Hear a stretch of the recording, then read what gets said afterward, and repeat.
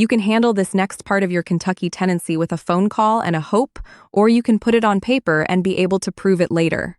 Today, it is the Kentucky month-to-month rental agreement. A month-to-month rental agreement sets out the rent, the deposit, who pays which utilities, and how much notice either side gives before ending the tenancy, on a rolling term, instead of a fixed year. It is the most flexible arrangement in residential renting, and the one people most often leave undocumented because it feels informal. Without it, you are relying on default rules and memory for the notice period, the deposit, and every house rule you thought you had agreed.